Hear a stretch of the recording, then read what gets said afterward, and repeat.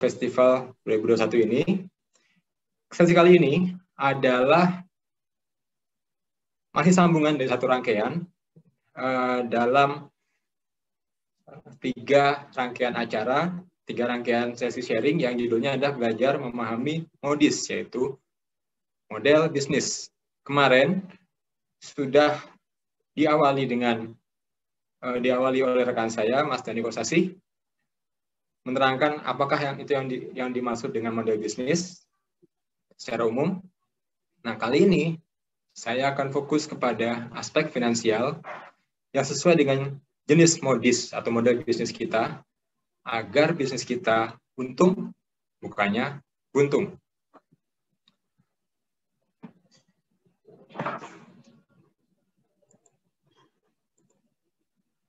Oke, sedikit perkenalan mengenai saya.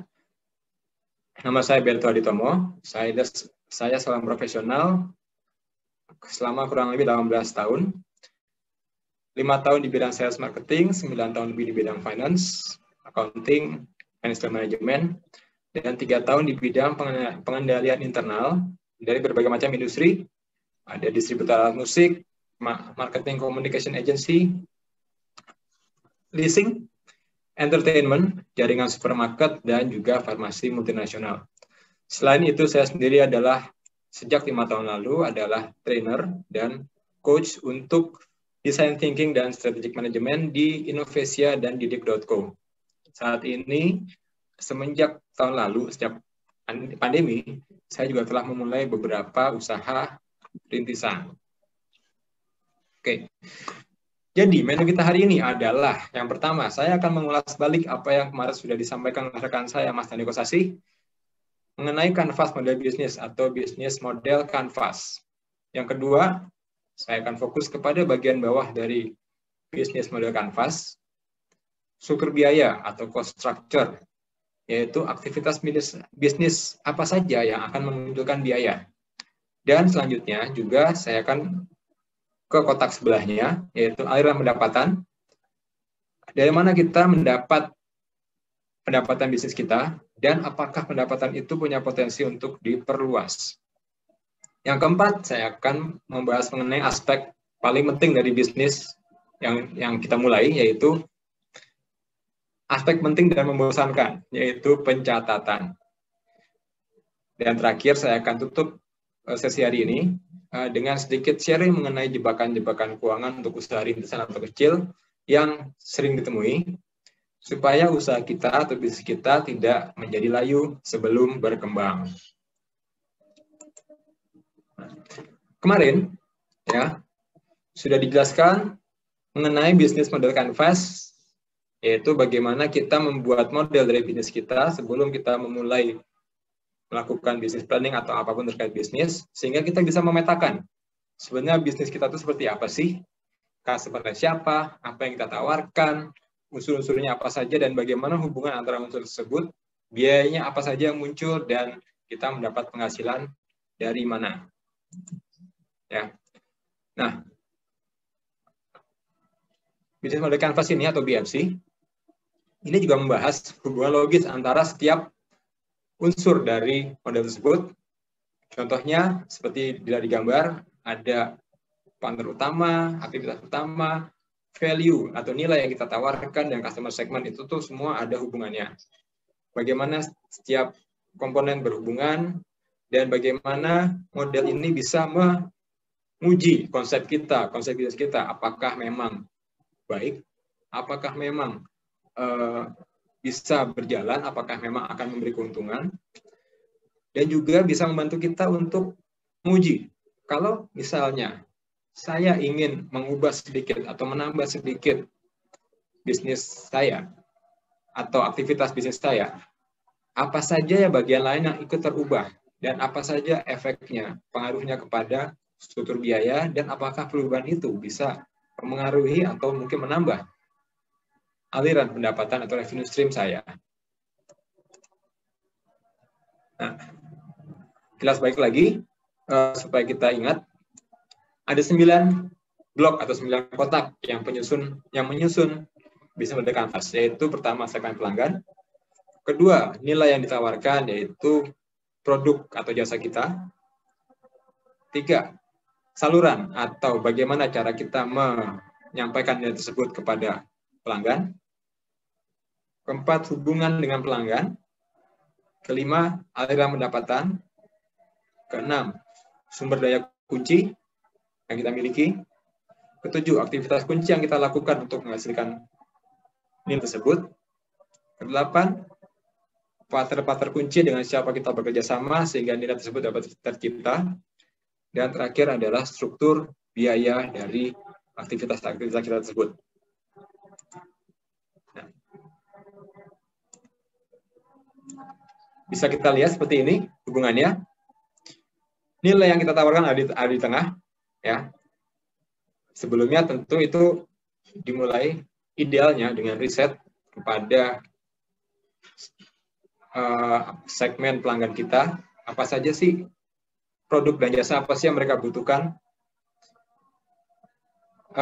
Setelah itu kita bisa melihat apa yang kita miliki, ya. Apabila kita ingin memberikan nilai tersebut, kita bisa melihat apa yang kita miliki, sumber daya apa yang kita miliki, yaitu sumber daya kunci, dan kita juga bisa melihat siapa saja partner potensial, partner kunci yang bisa kita ajak bekerja sama agar kita bisa mewujudkan nilai tersebut, dan aktivitas apa yang kita lakukan untuk mewujudkan barang atau jasa tersebut. Nah, hal itu tentunya akan memunculkan biaya-biaya, sumber daya, aktivitas kita, dan kerjasama dengan mitra tentu akan ada biaya-biaya yang akan muncul di kotak kiri bawah.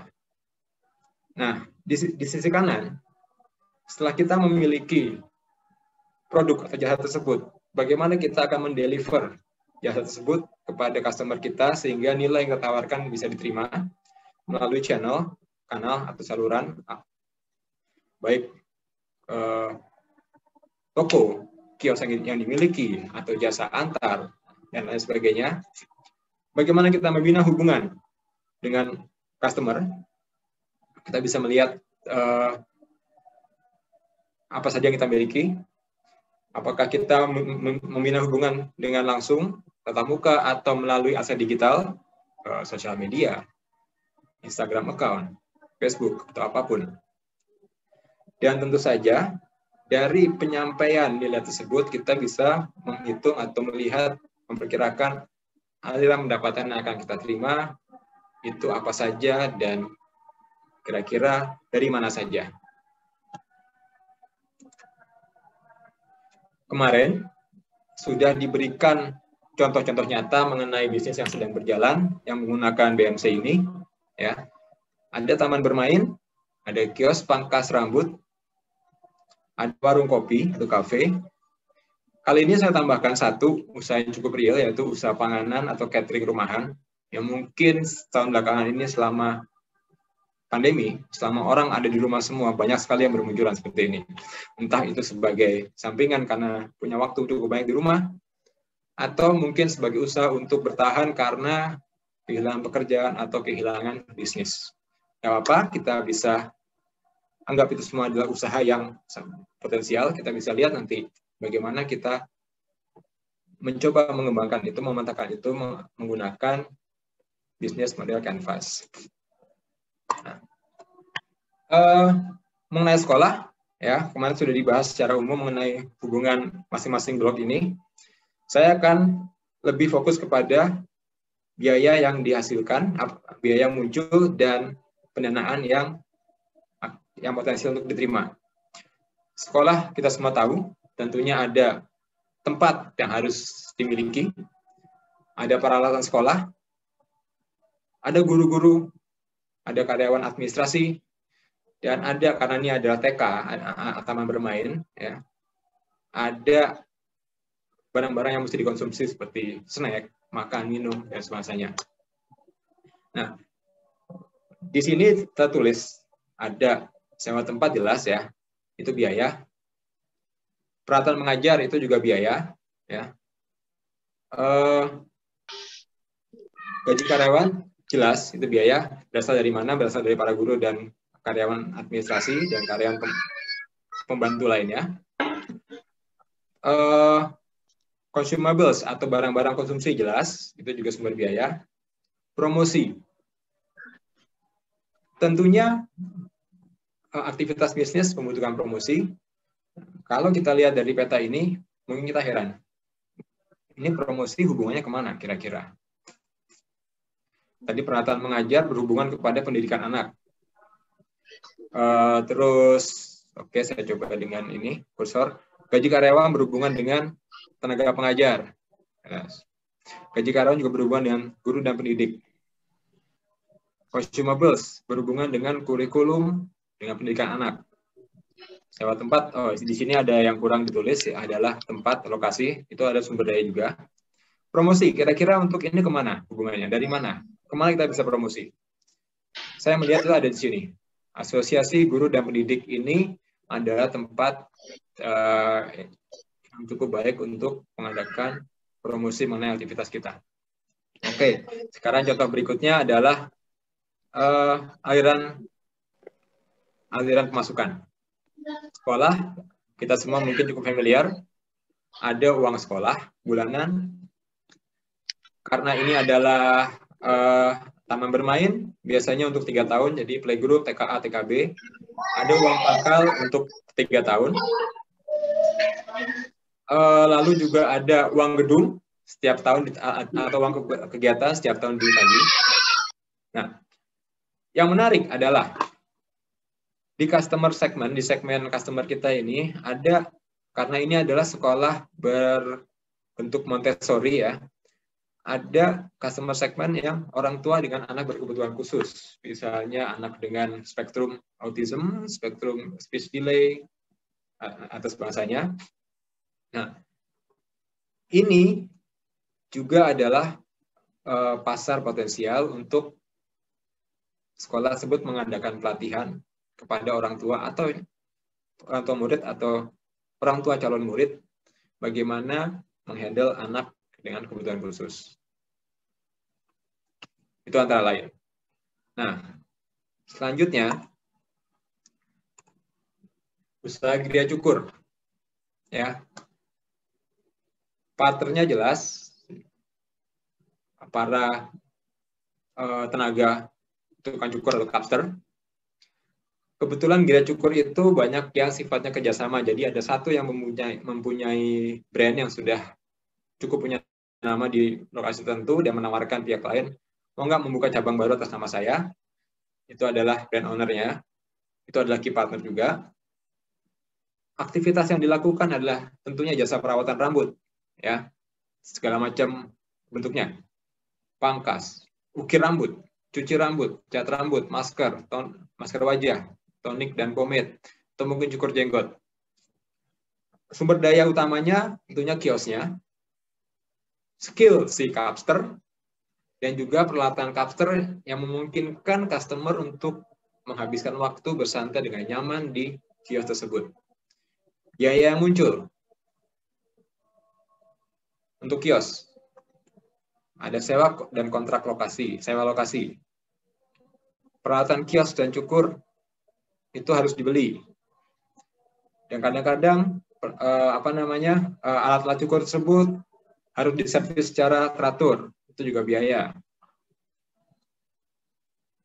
Terus ada lagi tentunya gaji untuk kapster, untuk kios tentunya token listrik.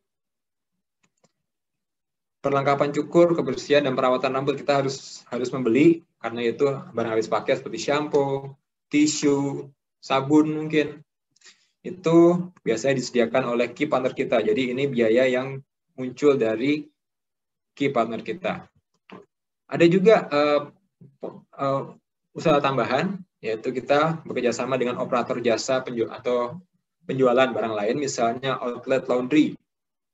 Kebetulan di Barber ini contohnya ada outlet laundry sepatu. Juga kita memberikan tempat untuk orang-orang yang mau berjualan snack atau minuman dingin siap saji. Seperti itu. Itu menjadi key partner kita. Selanjutnya, pendapatan kita berasal dari mana? Ya, itu tentunya dari customer kita, customer yang membayar jasa pangkas, jasa cukur jenggot, cat rambut, dan sebagainya. Penjualan barang-barang, customer mungkin merasa, oh, saya menggunakan pomade atau saya menggunakan hair tonic di sini baunya enak, saya pengen bawa pulang satu. Dia membeli merchandise tersebut, dan tentunya bagi hasil dari jasa laundry atau makanan minuman siap saji tadi. Nah, berikutnya contoh untuk usaha warung kopi atau kafe rumahan. Partnernya adalah pihak penyedia barista, pendidik barista. Nah, kebetulan yang unik dari kafe ini, dia juga tempat ngumpul komunitas pencinta diecast. Tahu kan diecast ya? Mobil-mobil kecil, mobil-mobil model yang Hot Wheels atau Tomica atau sebangsanya. Nah, di situ karena tempat ngumpul komunitas, mereka bekerja sama, berpartner dengan komunitas diecast tempat, dan juga tentunya para supplier dari bahan baku ataupun bahan pembantu produk yang dijual, supplier botol, bahan baku. Nah, kebetulan di sini pemilik usaha juga bekerja sama dengan influencer mungkin. Aktivitasnya jelas untuk kafe adalah menjual makanan minuman, pemilihan bahan baku, dan di sini kopi, sirup, dan krim, mengembangkan resep. Di sini menulis juga aktivitas komunitas, konten digital, dan workshop ya. Bahan bakunya juga bisa dilihat tentunya. Sumber dayanya, sumber daya kuncinya juga bisa dilihat. Tentunya alat dan bahan baku. Dan kreativitas mungkin maksudnya untuk mengadakan aktivitas itu butuh kreativitas yang menarik sehingga komunitas yang dituju mau berkembang situ. Nah, itu semua memunculkan biaya. Tentunya ada biaya yang fix ya, sewa tempat, gaji karyawan, atau biaya variabel, biaya yang berubah-ubah tergantung dengan intensitas aktivitas, listrik, gas, bahan-bahan produksi. Mungkin ini juga lupa ditulis, mungkin juga biaya promosi. Karena kita bekerja sama dengan influencer, biasanya ada biaya yang harus dibayar untuk memfasilitasi mereka. Revenue stream atau aliran pendapatan, tentunya dari penjualan makanan dan minuman kecil, penjualan barang-barang hobi, dalam hal ini, dalam konteks ini adalah model mobil diecast, dan mengadakan event berbayar, atau workshop, misalnya workshop untuk membuat kopi, meracik kopi, workshop untuk modifikasi model mobil, diecast. Nah, seperti kita lihat di sini, ya, aliran pendapatan ini adalah sebagian adalah kreativitas dari si pemilik usaha sendiri dengan mengoptimalkan penggunaan dari sumber daya utama yang ada di sini atau aktivitas yang ada di sini. Nah, tambahan, contohnya untuk contoh keempat adalah usaha panganan atau catering rumahan. Nah, mungkin sobat kerja dan sobat bisnis di sini melihat pengalaman pribadi di sini. Nah, partnernya adalah juru masak, partnernya adalah toko bahan makanan langganan, agen gas LPG, tenaga pengemasan dan penjualan, atau mungkin jasa pengiriman. Aktivitas yang dilakukan, jelas, belanja, memasak, mengemas, menerima order, mengantar, memeriksa pembayaran, sumber daya yang dipekerjakan, resep yang dimiliki, alat masak, tenaga kerja mungkin si pemilik bisnis sendiri juga menjadi tenaga kerja. Nah, struktur biaya yang muncul tentunya juga sudah jelas dari bahan baku, gas, peralatan masak yang harus dibeli di awal, perlengkapan kemasan, jasa pengantaran, dan gaji karyawan. Ini harus hati-hati untuk bisnis yang dilakukan sendiri, semuanya sendiri, di mana si pemilik bisnis ada seorang CEO, Chief Everything Officer, ya, semuanya dilakukan sendiri. itu harus ada gaji yang dibayarkan. Jadi jangan sampai kita menganggap, oh kalau semua biaya sudah dikurangkan, ada sisa, ada keuntungan, itu adalah gaji saya semua. Sebaiknya jangan, sebaiknya dialokasikan sendiri, gaji saya berapa. Mengapa begitu? Nanti akan saya terangkan lebih jauh di belakang. Nah, aliran pendapatan juga jelas, ada pesanan makanan online, ada penjualan lapak, ada pesanan mungkin dapat hajatan. Kira-kira apa yang bisa dikembangkan di sini?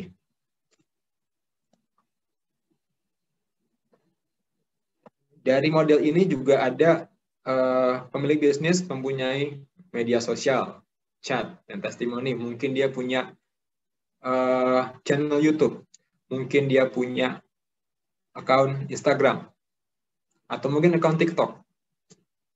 Dia bisa membuat video, tutorial memasak, atau apapun yang berkaitan dengan usaha catering. Mungkin kalau cukup banyak subscribernya, itu bisa memunculkan pendapatan baru, yaitu AdSense, pendapatan AdSense. Ya. Semua ini yang ada di sini, kemungkinan revenue ini bisa banyak, bisa luas, bisa dan itu tergantung kepada kreativitas kita masing-masing. Karena saat ini banyak orang, hampir sebagian besar orang memiliki apa yang kita sebut sebagai aset digital. Ya, sosial media teman-teman semua, sosial media para sobat sekalian. Itu adalah aset digital yang bisa kita gunakan untuk berkomunikasi dengan customer.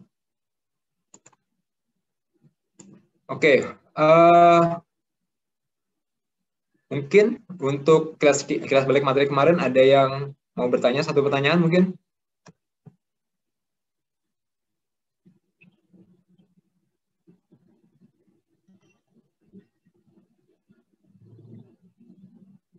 Oke, kalau tidak ada, kalau belum ada, kita akan lanjut kepada struktur biaya, yaitu aktivitas bisnis yang memunculkan biaya.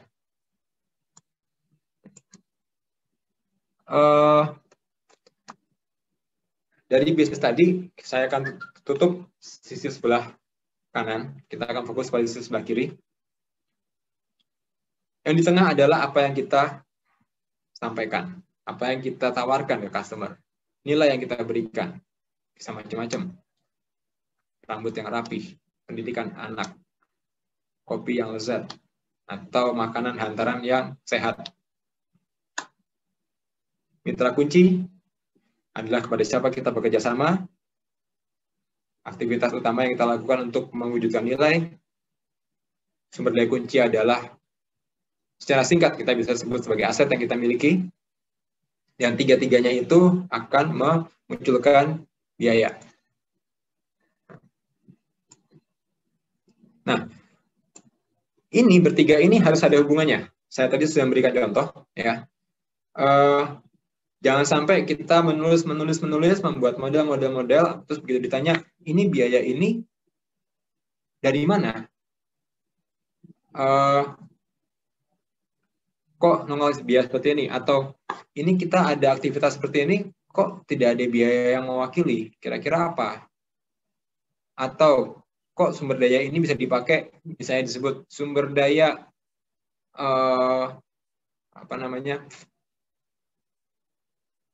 sumber daya resep misalnya. Tapi di sini kok tidak ada aktivitas yang sifatnya adalah penelitian untuk resep baru. Atau sumber daya skill capster, tapi kok tidak ada biaya yang untuk mendidik capster supaya, atau menambah skill capster, melakukan training supaya dia semakin mempunyai skill seperti itu. Nah, jadi kita mesti benar-benar setiap kali kita mau membuat perubahan, membuat modifikasi, kita mesti lihat apakah ada hubungannya antara atas dengan bawah, antara 3 blok di atas dengan blok struktur biaya di bawah, dan sebaliknya. Kalau tidak, tadi, ini kalau ada yang sampai tidak berhubungan, itu bisa memunculkan adanya biaya yang terlalu besar, atau biaya yang tidak perlu, ataupun biaya yang tidak disadari. Atau mungkin harusnya kita bayar sesuatu tapi kita nggak sadar, begitu sudah jalan bisnisnya, oh ya kita mesti bayar ini, kok jadi besar biayanya, kok jadi tidak menguntungkan. Itu gunanya kita melakukan analisis untuk bagian kiri ini. Nah, contohnya seperti ini.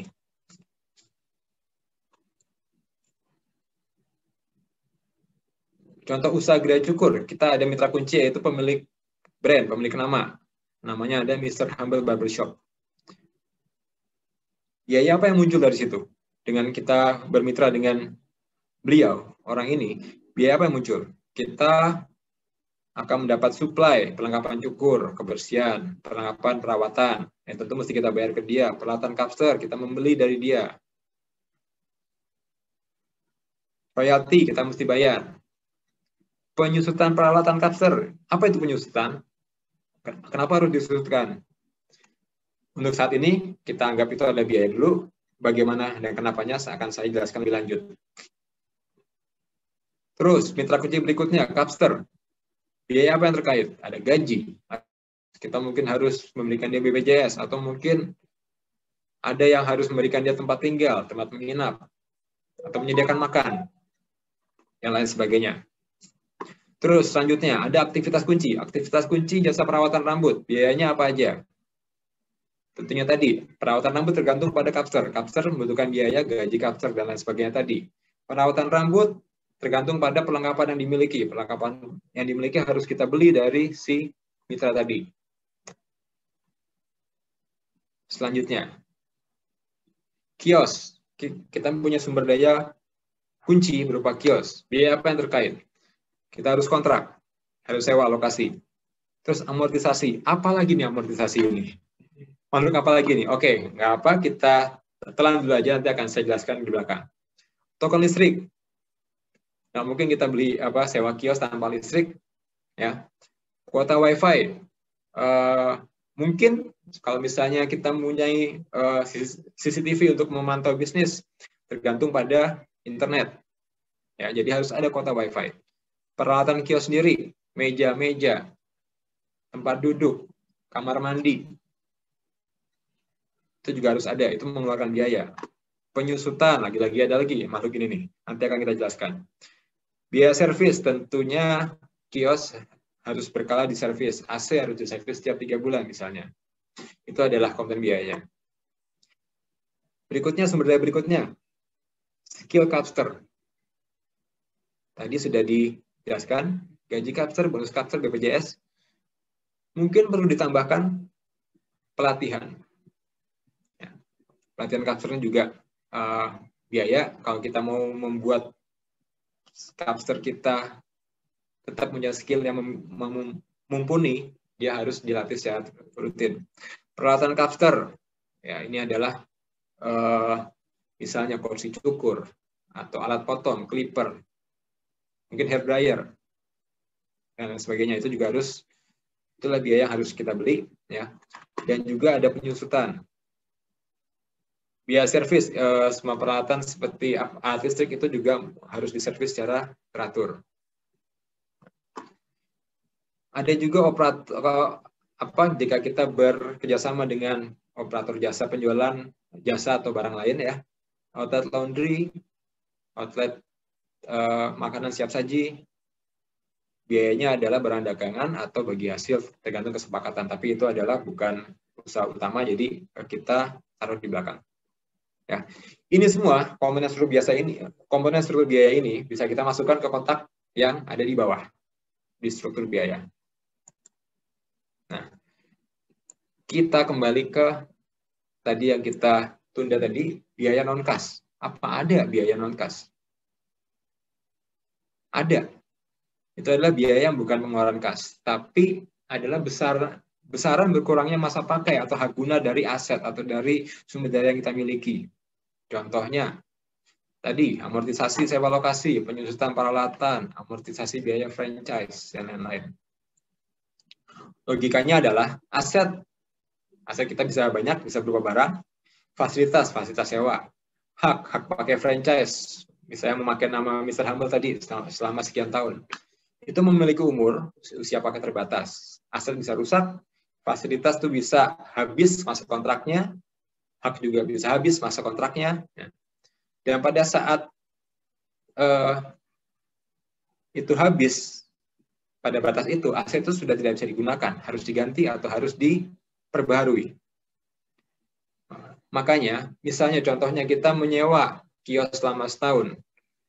Seiring waktu berjalan, kita sudah memakai kios itu selama sebulan, maka nilainya tinggal 11 bulan. Di bulan berikutnya nilainya tinggal 10 bulan, dan seterusnya. Itulah makanya usia pakai dari aset berkurang seiring dengan pemakaian. Berkurangnya nilai tersebut kita anggap sebagai biaya. Contohnya, kontrak kios sebesar 24 juta setahun, maka setiap bulan ada biaya yang hilang. Amortisasi kontrak sebesar 2 juta rupiah. Apa akibatnya kalau biaya-biaya ini, biaya yang tidak berupa kas ini luput diperhitungkan? Logika sederhananya seperti ini. Ya. Nanti pada saat 1 tahun selesai, Anda menghitung untung. Wah, untung kita besar nih. Terus mau lanjut, iya, saya mesti sewa lagi. Berarti, saya ngambil uang sewa dari mana? Tadi saya untung 25 juta, lumayan tuh. Ternyata mesti melanjutkan sewa berikutnya 24 juta. Loh, berarti untung saya hanya 1 juta dong. Sebenarnya. Biarpun saya megang kas 25 juta. Tapi karena ada biaya yang kita lupa perhitungkan, sebenarnya keuntungan kita hanya 1 juta. Nah, seperti itu kira-kira. Nah, topik berikutnya adalah aliran pendapatan atau revenue stream. Kita akan fokus kepada sisi kanan dari kanvas model bisnis. Oh iya, Mbak Medi, kalau misalnya ada pertanyaan, tolong saya dinotif ya Mbak Medi ya. Iya Pak, bagi peserta silakan ya untuk yang mau bertanya langsung aja boleh tanya di kolom chat, begitu ya Mas? Ya, oke. Kita lanjutkan. Sisi kanan kanvas model bisnis itu isinya adalah mengenai pelanggan dan bagaimana kita berhubungan dengan pelanggan. Bagaimana kita mendeliver, memberikan barang, jasa kita hingga menjadi value untuk mereka, dan bagaimana kita menjaga hubungan kita dengan mereka, dengan para pelanggan, dan bagaimana hubungan tersebut bisa memberikan aliran pendapatan untuk kita. Nah, dari 3 blok di atas ini, customer segment, customer relation, dan channels.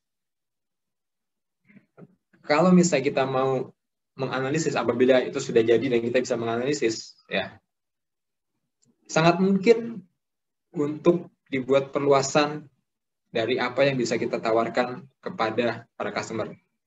Maksudnya, produknya sama, jasanya sama, tapi value atau nilai yang kita berikan bisa berbeda, bisa bertambah banyak, bisa meluas, dan oleh sebab itu, area pendapatannya juga akan semakin bertambah.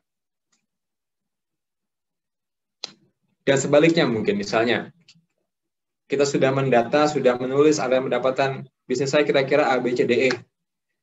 Terus melihat-lihat ke bisnis sebelah atau ke kompetitor, kok dia bisa mendapat seperti ini ya, dia bisa mendapat seperti ini.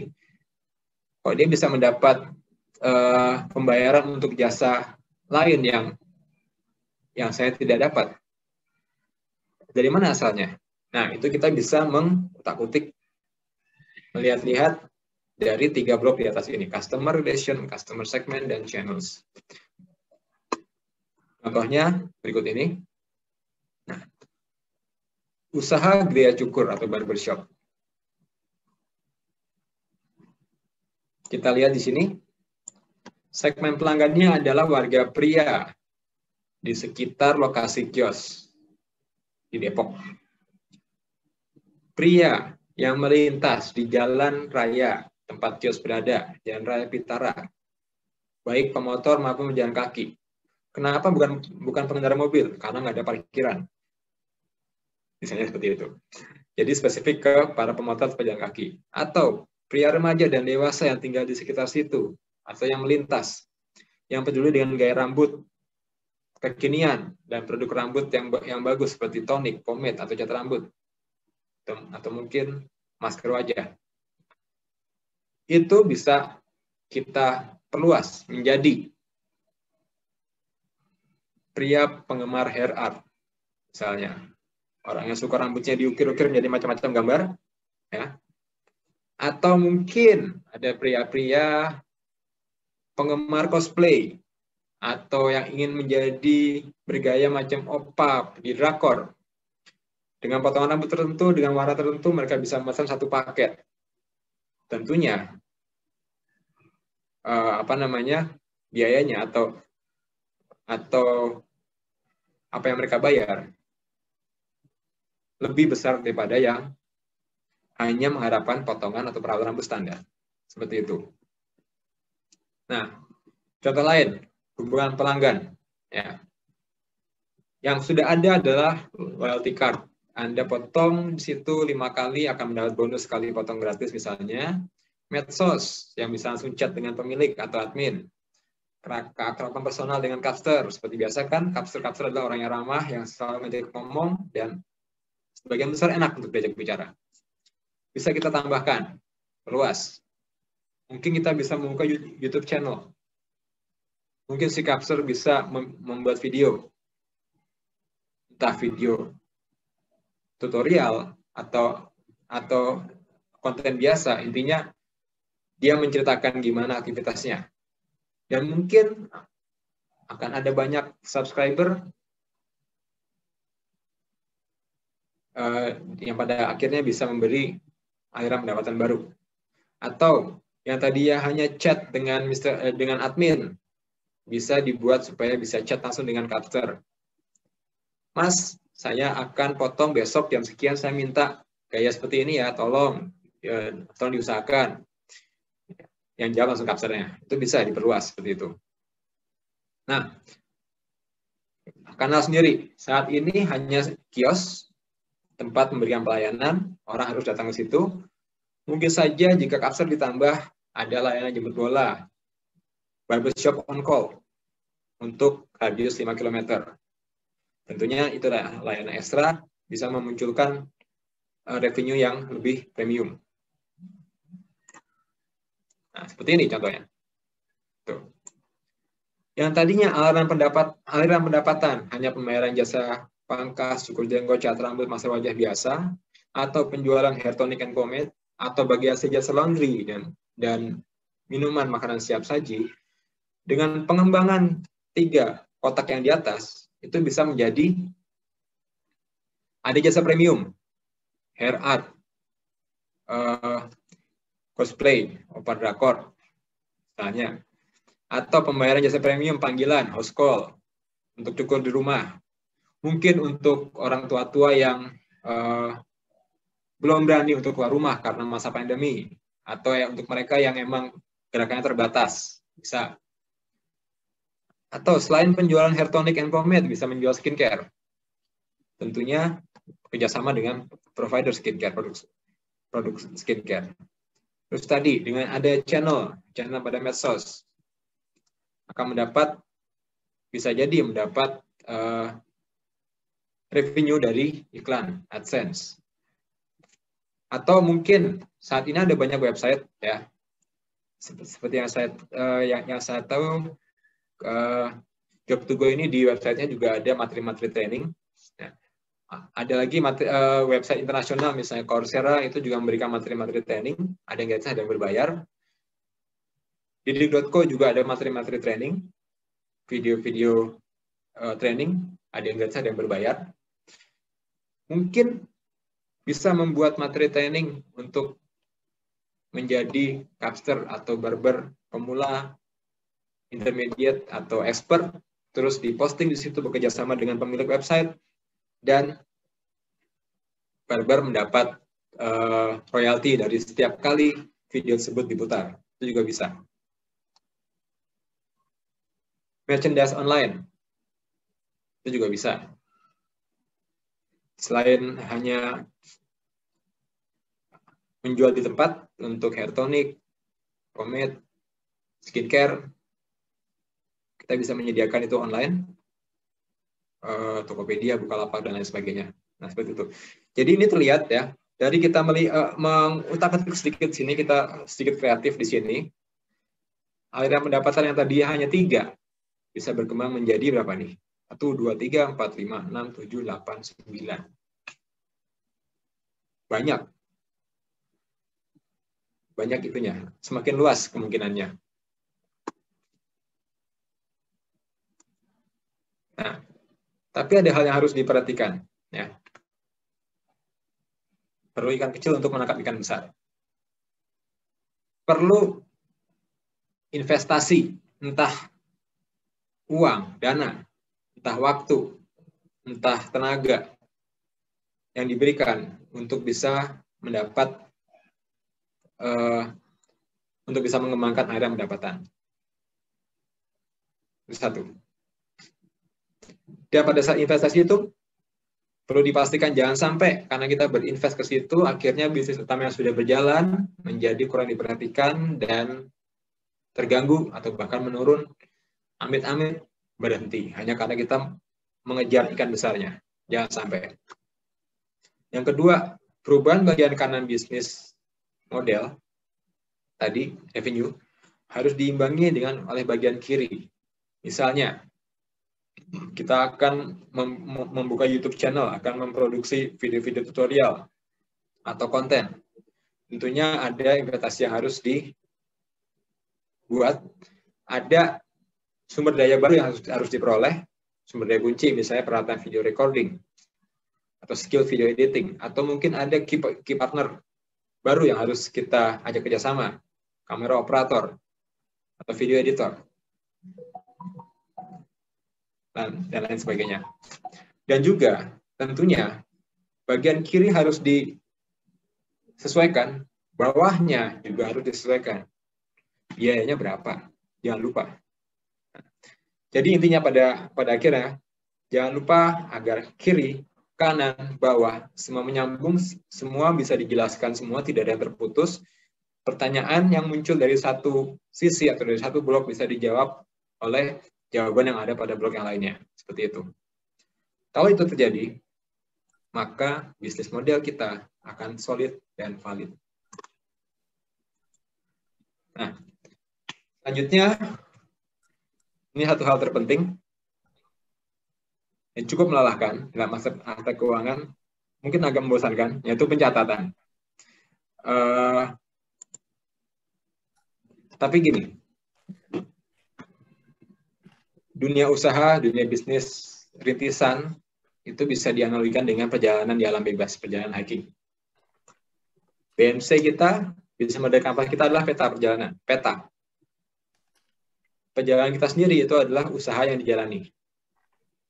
Pengalaman dan pemandangan dalam perjalanan yang kita lihat, pemandangan yang kita nikmati, udara sejuk yang kita hirup, itu adalah pencatatan keuangan. Kalau kita berjalan hiking dengan mata tertutup, tidak banyak yang bisa diceritakan ke orang lain. Sama, tanpa catatan keuangan, tidak banyak yang bisa diceritakan mengenai suatu bisnis. Hanya bilang, oh aku punya bisnis, begini. Oke, buktinya mana? Nggak ada. Kenapa? Karena nggak ada catatan keuangannya. Jadi itu melelahkan, membosankan, bahkan mungkin menyebalkan, tapi sangat penting. Nah, pencatatan keuangan sendiri berujungnya pada pelaporan keuangan. Salah satu hal terpenting dalam bisnis, apapun. Mulai dari rintisan maupun multimiliaran. Harus ada pelaporan keuangan. Ada banyak pelaporan keuangan. Kita fokus pada 4 yang paling dasar dan paling penting, yaitu laporan posisi keuangan atau neraca, laporan rugi laba, laporan perubahan modal, dan laporan arus kas. Oke, sebelum saya lanjut, saya akan sedikit, bukan mati-mati ya, beritahukan bahwa nggak perlu khawatir ini akan menjadi penjelasan yang sangat teknikal, karena apabila kita ingin paham sekali mengenai penyertaan keuangan, itu membutuhkan 4 semester kuliah. Ya. Jadi saya hanya akan sharing hal yang sifatnya praktis dan bisa diikuti oleh siapapun di sini yang hendak memulai bisnis. Jadi tenang aja, relax. Nah, yang enaknya di zaman sekarang,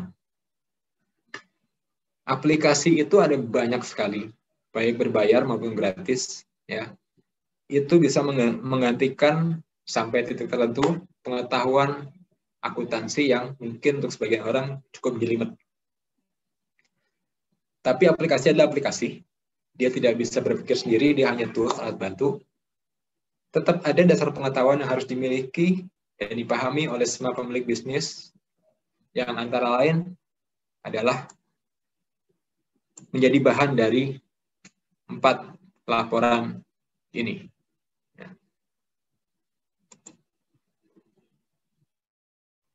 Nah, jobs2go.net menyediakan materi dan informasi praktis tentang 7 catatan keuangan yang wajib dimiliki oleh pemilik bisnis rintisan. Linknya ada di situ, ya. Mungkin bisa difoto, nanti dicoba. Dan ketujuhnya adalah catatan pemasukan. Tanggal berapa kita menerima uang berapa untuk penjualan apa. Catatan pengeluaran, kita membeli apa, kita membayar kepada siapa untuk jasa atau barang apa. Catatan kas, oke, tanggal sekian ada kas masuk, kas keluar, sisanya yang ada di rekening kita berapa. Catatan persediaan, oke, barang-barang saya untuk dijual saat ini tinggal berapa, hari ini tinggal berapa, pagi tadi ada barang masuk berapa buah, nilainya berapa, dan hari ini ada penjualan berapa buah, nilainya berapa. Catatan utang, oke, supplier atau tukang sayur itu belum dibayar, harus dibayar besok, pembeliannya kemarin. Catatan piutang, oke, ini ada pemesan online, barang sekian banyak, akan dibayar minggu depan. Tentunya catatan laba dan rugi. Saya sudah beroperasi selama sekian hari, sekian minggu, sekian bulan, berapakah hasilnya? Apakah saya merugi ataukah saya mendapat untung? 7 ini ditambah catatan harta atau aset awal usaha pada saat kita memulai, itu cukup memadai untuk membuat 4 laporan seperti yang dijelaskan sebelum ini. Nah, ini adalah bentuknya secara umum 4 laporan tersebut. Neraca atau harta dan utang modal kita, laporan laba dan rugi, laporan perubahan modal, dan laporan arus kas. Ini mungkin tahu ya, jelas ya di sini ya. Semua harta kita adalah penambahan dari modal yang kita keluarkan dan utang yang kita miliki. Mungkin kita tidak memiliki utang, semua harta berasal dari modal, nggak apa-apa. Sama seperti ini juga, hanya ininya nggak ada, ininya penuh. Modalnya penuh, kewajibannya nggak ada. Laba rugi jelas. Apa yang kita jual dikurangi segala macam beban, biaya adalah keuntungan kita atau kerugian kita. Laporan perubahan modal itu apa ya? Nah, bisa dilihat di sini.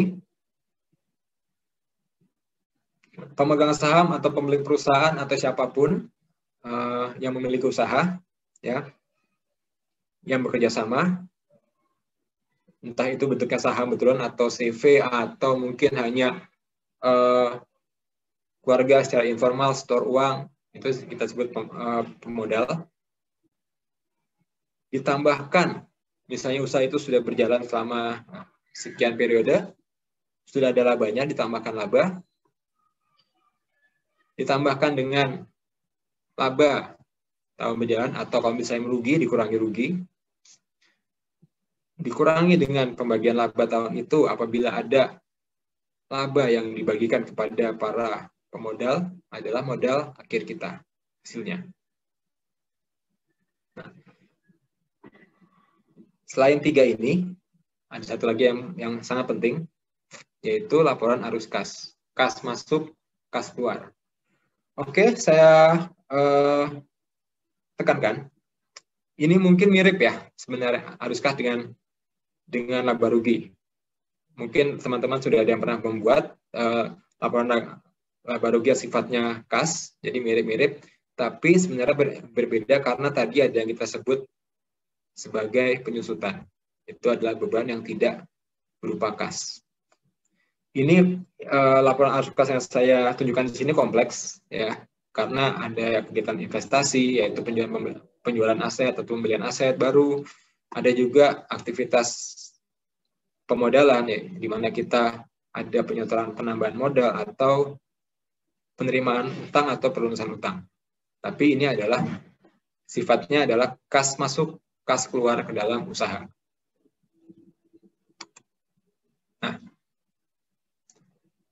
kalau kita merasa pusing dengan 4 itu, kita cukup pusing, ya, nggak apa-apa, itu wajar. Emang itu memusingkan, nggak apa-apa.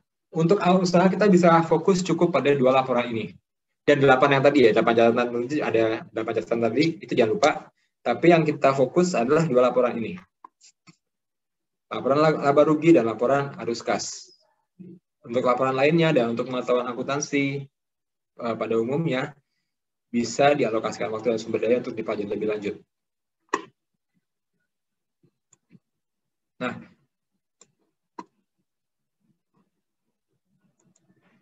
kenapa kok harus ada laporan kas dan laba rugi? Ada satu hukum di manajemen keuangan. Kas atau uang kontan, entah itu simpanan di bank atau simpanan di fintech atau yang ada di dompet kita, adalah raja terpenting, terutama dalam bisnis. Bukan kondisi laba, bukan, tapi kas. Kenapa? Karena biarpun perusahaan saat ini mungkin merugi atau usaha kita merugi, apabila kita masih punya cadangan kas yang cukup besar, kita masih bisa melanjutkan usaha dan kita bisa melakukan perbaikan sehingga kerugian atau kondisi merugi tersebut bisa menjadi menguntungkan. Kalau misalnya laba, kita mungkin memiliki laba sekian juta, sekian mungkin miliar, tapi kasnya nggak ada atau tipis sekali, atau hanya bisa membiayai usaha seminggu atau sebulan ke depan, habis itu tutup karena kering. Ya sama aja kan, sama aja biar bagus nih profit, tapi nggak punya kas, kita nggak bisa bergerak. Itulah kenapa mesti ada dua-duanya. Ini sarana kontrol. Apakah kita masih mempunyai bensin istilahnya untuk melanjutkan usaha kas? Apakah usaha kita itu berjalan baik sesuai yang diharapkan? Laba. Nah, yang membuat ini berbeda adalah karena tadi ada biaya dan pendapatan yang sifatnya non-kas, seperti beban yang penyusutan, itu adalah biaya non-kas, atau penjualan yang kredit, itu pendapatan non-kas. Jadi, kalau kita milih, mana yang lebih baik? Laba rugi atau kondisi kas? Dua-duanya harus ada. Saya nggak punya waktu, harus satu dulu aja bisa dibuat. Yang mana? Kas. Karena kas adalah raja. Cash is king. Tapi jangan lupa yang lainnya. Begitu punya waktu langsung dibuat laba ruginya. Karena kalau nggak ada itu kita nggak bisa mengontrol bisnis kita. Nah, di materi terakhir adalah jebakan keuangan untuk usaha rintisan. Banyak bolong-bolong jebakan Batman yang harus kita hindari supaya usaha kita tidak layu sebelum berkembang. Saya punya catatan pengalaman, ya. Ada 4 kesalahan umum, yaitu tidak ada proyeksi arus kas dan laba rugi. Pertama, oke, orangnya cukup rajin membuat catatan laba rugi, catatan arus kas setiap hari. Malah setiap 3 jam dia cek. Tapi pada saat awal periode atau awal mulai usaha dia tidak punya proyeksi. Dalam setahun, bulan pertama, bulan kedua, bulan ketiga harusnya bagaimana perkembangan usaha saya. Saya menerima perkiraan penerimaan saya berapa, perkiraan biaya yang harus saya bayar berapa, dan selanjutnya. Ini adalah fungsi kontrol. Anggaran. Sementara kas yang catatan arus kas dan catatan rugi laba itu adalah kenyataan yang harus kita bandingkan dengan anggaran. Jadi kita bisa melakukan evaluasi dan melakukan tindakan untuk menjaga supaya bisnis kita tetap berjalan dan berkembang. Yang kedua adalah bagi hasil prematur. Yang ketiga, godaan uang besar. Apa itu? Yang keempat, baper atau emosional. Apa ini? 1, 2, 3, 4 ini. Ayo, coba kita bahas. Nah, proyeksi arus kas dan laba rugi, ya, seperti ini. Kita mencoba membuat anggaran, kira-kira dari bulan ke bulan, arus kas kita, kondisi kas kita gimana bergeraknya. Awal 2001 sekian, hingga pada akhir Januari 2001 ada sekian, ini akan menjadi awal kas pada bulan berikutnya. Kita lihat pergerakannya, terus menjadi kas akhir pada bulan Februari, menjadi awal di bulan Maret, dengan pergerakan sekian menjadi posisi akhir di bulan Maret, dan seterusnya hingga di bulan Desember. Kas pada akhir November adalah kas awal bulan Desember, dan kas pada akhir Desember adalah posisi kas kita pada periode tahun misalnya 2021. Ini adalah budget, ya. Jadi kita bisa membuat dari awal. Oke, saya punya biaya tenaga kerja sekian. Dia akan bekerja, saya akan membutuhkan tenaga kartu selama setahun tentunya, dan setiap bulan dia mendapat gaji sekian, itu adalah biaya tenaga kerja. Bisa kita anggarkan sebelumnya. Oke, kontrak saya adalah selama setahun adalah 24 juta. Berarti biaya, itu adalah biaya, maaf, ini kas ya. Oke, saya harus membayar listrik selama sebulan adalah kira-kira 300.000. Jadi setiap bulan pasti ada kas keluar untuk token listrik 300.000. Oke, saya harus membayar iuran RT, iuran sampah, lingkungan, dan lain-lain sebulan 100.000. Berarti setiap bulan ada biaya 100.000. Pendapatan bagaimana? Oke, biasanya pada awal-awal pada masa-masa libur atau pada zaman-zaman libur sekolah atau zaman-zaman libur lebaran itu agak slow karena orang sebagian bisa pada pulang kampung. Jadi bulan-bulan itu adalah pendapatan saya mungkin lebih rendah daripada yang lainnya. Oke, saya baru mulai berusaha mungkin di bulan Januari dengan ya perkiraannya pelanggannya rata-rata sehari hanya 6 orang. Pendapatan total sehari sekian, sebulan sekian. Tapi bulan berikutnya akan meningkat. Kita bisa perkirakan atau ramalkan atau forecast, anggarkan pendapatan sekian. Jadi pada akhirnya akan didapat kas akhir kita berapa perkiraannya setiap bulan dan setiap tahun. Nah, ini harus didampingi dengan proyeksi juga laba rugi. Karena tadi ada biaya-biaya yang tidak bersifat kas. Misalnya tadi, biaya kontrak saya, kontrak toko, kontrak kios itu ada 24 juta setahun. Berarti sebulan itu, untuk setiap bulan yang saya lewati, ada biaya penyusutan sebesar 2 juta.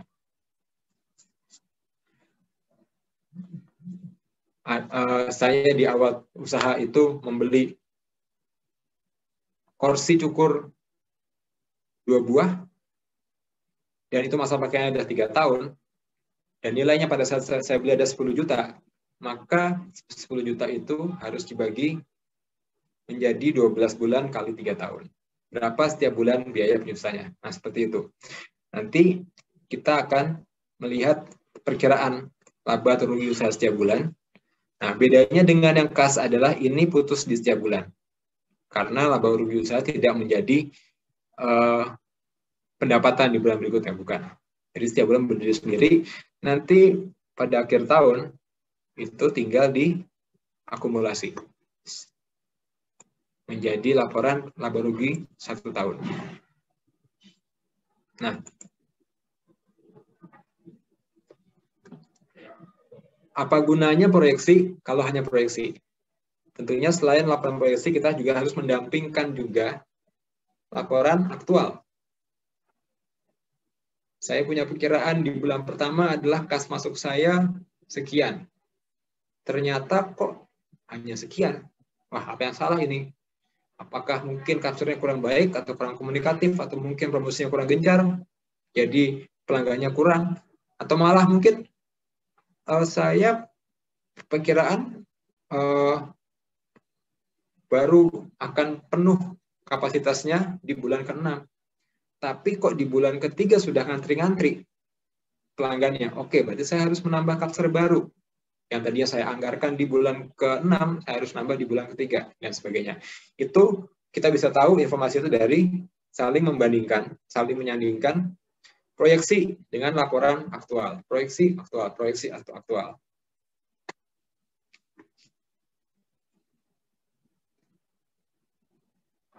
Nah, apabila kita sudah membandingkan itu, pada satu titik kita akan bisa lihat, oke, di arus kas saya ternyata sudah terakumulasi cukup besar. Dan membandingkan dengan biaya-biaya rutin bulanan yang misalnya tinggal 3 bulan lagi adalah biaya akhir tahun, ternyata bisnis saya sudah bisa menutup biaya untuk setahun penuh di bulan ke-8. Nah, itu adalah kondisi yang sangat menyenangkan untuk para pebisnis. Biasanya udah tinggal tenang, oke, pokoknya biaya-biaya sudah tercover, bisnis bisa berjalan hingga akhir tahun, dan saya bisa sedikit santai. Atau malah mungkin sebaliknya, ini kok sudah bulan ke-9, tapi kok pendapatan saya hanya memenuhi budget di bulan ke-6. Gimana ini selanjutnya? Harus mulai dipikirkan, gimana saya bisa menutupi biaya-biaya selanjutnya, dan mesti mengambil pendanaan seperti apa. Apakah harus menambah modal, apakah harus meminjam, dan sebagainya. Itu gunanya laporan proyeksi dengan laporan aktual. Nah, untuk laba rugi sendiri, kita bisa lihat tahun pertama saya usaha buka. Kenapa kok hingga bulan ke-6 tidak ada profit, tidak laba, tapi rugi terus? Apakah saya harus lanjutkan atau saya hanya hentikan sampai masa sewa kios habis? Nah, seperti itu. Itu adalah gunanya proyeksi laba rugi, untuk melihat apakah usaha kita itu berjalan atau memang tidak berjalan, dan harus dihentikan sebelum kita membakar uang lebih banyak.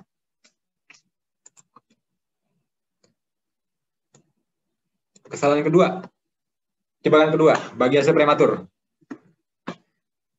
Misalnya, usaha kecil, usaha dagang nasi bakar di sepeda atau sepeda motor di pinggir jalan. Omset sehari mencapai misalnya 100.000. Dikurangkan dengan biaya produksi dan segala macam, biaya bahan baku dan bensin motor, sisanya diambil semua oleh pemilik usaha sebagai pendapatan harian. Atau usaha event, punya event yang berjalan lancar, bagus, mendapat profit besar sekali, mendapat promosi yang berlebih-lebih, langsung pada event selesai dibagi sama rata oleh semua personel. Jadi kalau dibuat bentuk laporan seperti ini.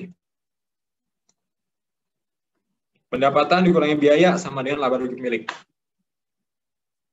Cukup banyak seperti ini. Tapi ini adalah kurang tepat.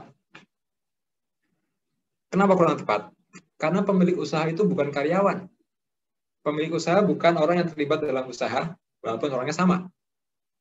Bedanya adalah karyawan menerima upah rutin, apapun kondisi usaha, laba atau rugi. Sementara pemilik usaha atau investor mendapat hasil usaha jika usaha menuai keuntungan. Kalau tidak, ya dia yang harus memutuskan. Kalau saya mau lanjut, saya harus menambah kerugian, mengeluarkan biaya lagi. Atau kalau saya tidak mau lanjut, ya tutup. Karyawan dengan nganggung, saya sudah dibayar, urusan selesai. Nah, orang yang terlibat dalam proses bisnis sehari-hari harus dianggap sebagai karyawan dan harus dibayar, harus menerima gaji sebagai komponen biaya bisnis. Jadi alih-alih catatannya seperti tadi, pendapatan dikurangi segala biaya produksi sama dengan laba rugi pemilik, yang lebih tepat adalah pendapatan dikurangi segala macam biaya produksi, dikurangi gaji karyawan, menjadi laba usaha. Jadi bukan lagi yang bersangkutan yang mendapat laba, tapi usahanya yang mendapat laba. Pertanyaannya adalah, bagaimana jika omset harian itu tidak menentu, dan apa yang diperoleh adalah sangat dibutuhkan untuk hidup. Contoh tadi, dagang nasi bakar, omset 100.000. Yang dibawa pulang ada 50.000. Oke, tolong diusahakan. Sisihkan misalnya 500 rupiah atau 2.000 rupiah, satu lembar uang pecahan paling rendah kita, sebagai laba usaha. Jadi kita bisa catat gaji karyawan, nah, pendapatan 100.000, beban-beban segala macam 50.000, gaji karyawan 48.000 misalnya. Ada laba 2.000. Buat apa? Atau pada akhirnya aku masuk ke orang yang sama. Ini pada saat sudah terakumulasi bisa menambah modal yang tadinya hanya mampu untuk membayar misalnya 20 porsi, mungkin bisa menambah menjadi 30 porsi. Dan tentunya akan menambah omset dan pada akhirnya juga kembali menambah laba. Dan seterusnya, dan seterusnya.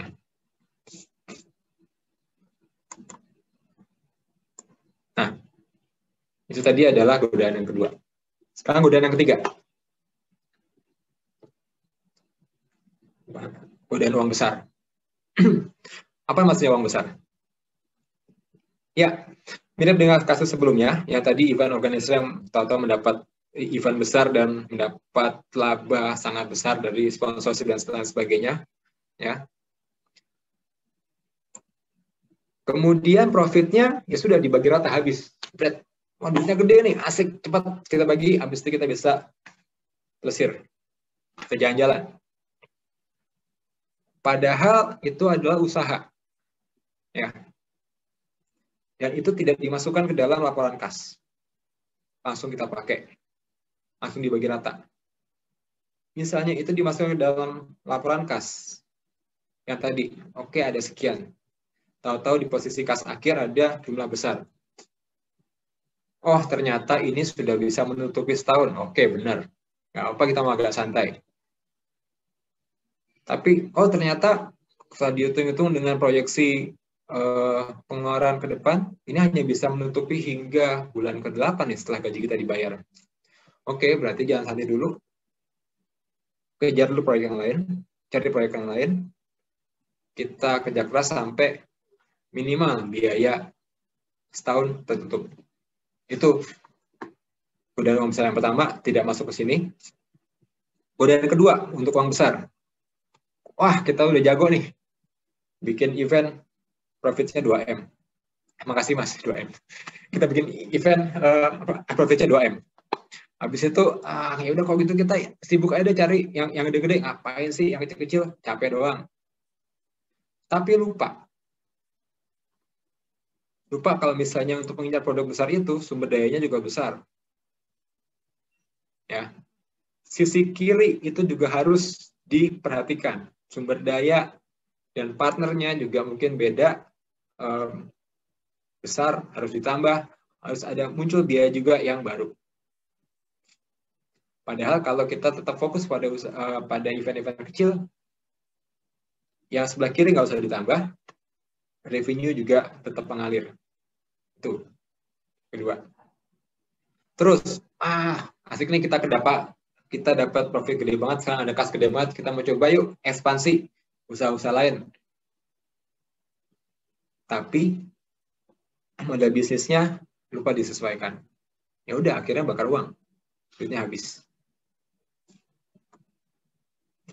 Seharusnya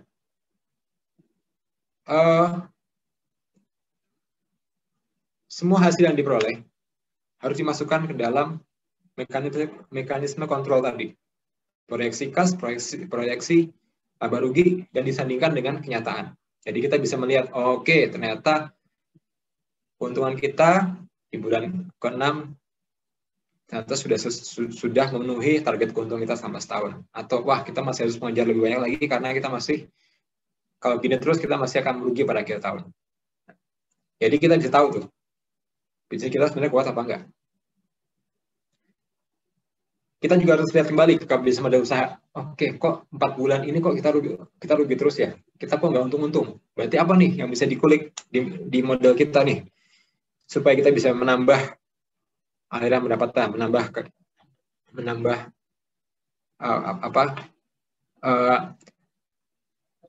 revenue baru. Jadi kita mulai kreatif, utak-utik, sehingga mungkin kita bisa mendapat revenue baru. Atau, oke, ini kayaknya kita mesti buka bisnis baru nih. Karena kalau kita mau dapat duit segitu terus, yang saat ini ada kurang mencukupi. Jangan lupa buat kanvasnya. Kanvas yang ada diperluas atau buat yang sama sekali baru yang beda. Dan kita petakan lagi, supaya di tengah perjalanan nggak buntu, nggak cuma bakar uang. Nah, perkara terakhir, baper. Emosional.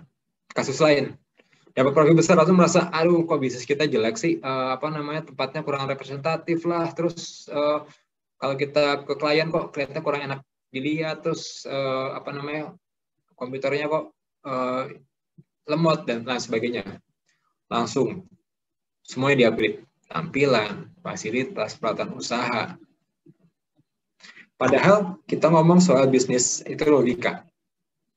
Semua keputusan itu harus bisa di-justify, harus ada dasarnya, harus bisa dipertanggungjawabkan. Nggak boleh, tapi komputer kayak gitu. Gengsi dong kita, kalau nggak kayak gitu. Kita malah jelek kesannya. Nah, itu emosional, itu nggak boleh. Kembali ingat kanvas model bisnis. Perubahan di satu blok berpengaruh pada blok lainnya dan blok di bawah. Perubahan yang tidak diikuti perubahan blok lain akan membuat model bisnis menjadi nggak nyambung, hubungan antar blok menjadi nggak nyambung, dan akibat finansialnya entah ada biaya yang tidak disadari atau ada potensi pemasukan yang tidak terrealisir. Jadi, setiap keinginan untuk upgrade, simulasikan dulu dengan kanvas model bisnis. Selalu kembali kepada kanvas model bisnis. Utak-atik di situ. Itulah kenapa namanya model. Kita bisa bermain-main dulu di situ, utak-atik, coba sambung menyambung. Bila sudah jadi satu model yang semua nyambung dan solid, baru kita bertindak dan niscaya bisnis kita akan berjalan dengan baik dan akan sangat mungkin berkembang. Oke, terima kasih Pak Medi. Saya pikir itu materi hari ini dari saya. Mungkin selanjutnya bisa ke pertanyaan apabila ada. Ya, terima kasih Mas Berto atas pemaparan materinya. Gimana nih Sobat Kerja? Jadi kita persilakan bagi ada yang mau bertanya. Di kolom chat sudah ada pertanyaan dari Mas Giano. Selamat malam Pak Berto, Sobat Kerja dan Sobat Bisnis semua. Saya izin bertanya, apakah kalau saya baru mendirikan usaha dan saya rasa prospeknya bagus, amankah bila saya langsung endorse selebgram atau influencer? Apakah tren bisnis sekarang yang serba online terutama untuk promosi ini sudah pasti menjamin? Terima kasih. Oke. Kita kembali kepada bisnis model tadi. Selebgram adalah mungkin bisa diperkirakan tempatnya ada di mana. Itu adalah di key partner.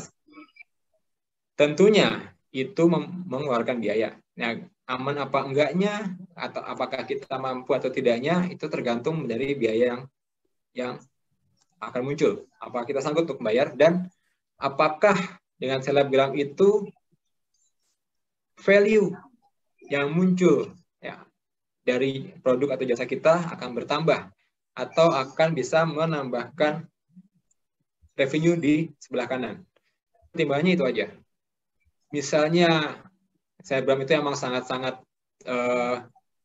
bagus ya, emang dia bisa influence banyak orang dan akhirnya kita bisa bertambah, ya why not?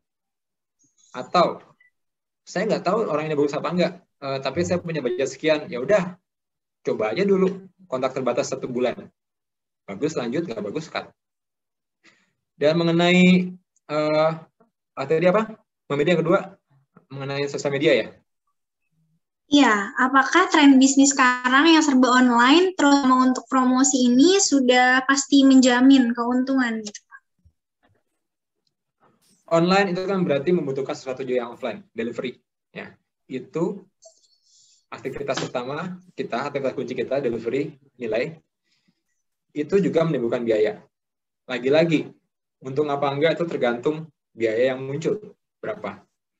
Saya nggak bisa jawab kalau pasti untung apa enggak. Tetap harus kita kaitkan kepada aktivitas tersebut. Kalau misalnya sobat bisnis punya partner yang bisa menjamin biaya delivery rendah, ya kemungkinan besar kita akan bisa meraih keuntungan yang lebih daripada teman-teman sejenis atau bisnis lain yang tidak punya partner yang baik seperti itu. Lagi-lagi, kembali kepada bisnis model, kembali kita lihat, kita teliti masing-masing kotaknya. Hubungannya bagaimana? Nah, seperti itu kira-kira.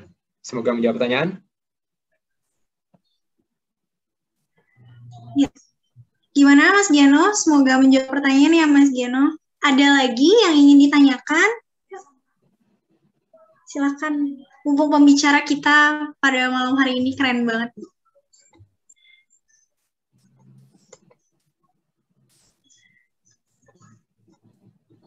Silakan mungkin kalau malu-malu boleh lewat kolom chat. Mungkin agak pusing ya karena materinya keuangan. Ya keuangan.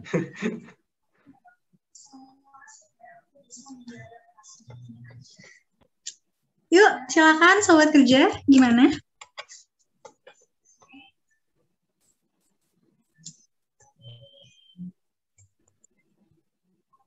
Baik, clear.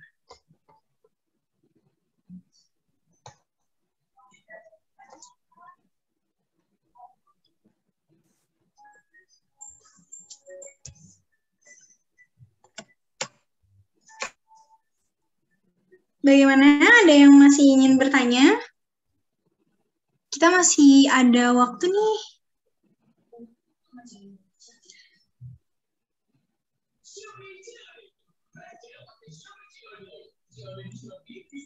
Sudah? Oke. Oke. Kalau menurut Mas Berto sendiri, investasi pembuatan aplikasi untuk usaha kita itu menjamin nggak Pak di era pandemi begini? Atau kita butuh kerjasama aja untuk lembaga penyedia aplikasi? Kira-kira mana yang lebih menguntungkan Pak? Oke. Ini yang bertanya adalah siapa nih? Jobs to go atau gimana? Ya, dari saya. Oke. Umpama kita punya usaha online ya, website. Terus kita mau memberikan feature baru berupa aplikasi online. Tetap kembali lihat ke model. Itu kan berarti kita membutuhkan sumber daya baru, sumber daya kunci. Developer, apps developer. Punya nggak kita? Oh, kita punya, orangnya ada, dia cukup mumpuni biayanya, ya gajinya dia sebulan. Ya udah bikin aja sendiri. Ya kan? Cuman kita punya sih, tapi dia kurang bisa, dia masih kurang pengalaman, bla bla bla. Oke. Kita berpartner dengan pihak apps developer yang sudah berpengalaman, ya. Kita partner dengan dia, kita bayar jasa dia, plus jasa melatih orang kita. Jadi paling enggak partnership kita memunculkan biaya yang hanya sifatnya sementara sampai orang yang kita miliki terupgrade dan bisa melanjutkan pekerjaannya tanpa harus dibantu oleh pihak luar. Nah, seperti itu penjelasannya. Kita lihat punya kita sebelah kiri, mungkin apa enggak? Nggak mungkin. Kita tambahkan dengan partner, mungkin apa enggak? Oh, jadi mungkin, biayanya berapa? Sekian. Oke. Hasilnya dari partnership ini, hasilnya dari penambahan penggunaan sumber daya ini, apakah menambahkan value kita? Oh, menambahkan revenue stream kita. Jalankan. Nambahin value enggak? Nambahin revenue stream enggak? Ya mungkin sih, ini kan hanya pemanis. Mungkin dengan demikian orang akan lebih banyak yang join, yang mengunjungi site kita, terus memanfaatkan produk kita. Tapi intinya ini hanya pemanis. Oke, mungkin kalau ini pemanis atau hanya feature tambahan yang tidak terlalu esensial, ya kita lihat dulu. Seperti itu. Kira-kira seperti itu garis besarnya. Oke, sip. Terima kasih Mas Berto. Untuk sobat lagi mungkin yang ingin ditanyakan, kalau nggak ada, kita boleh langsung masuk ke sesi foto bersama ya. Boleh dibuka kameranya?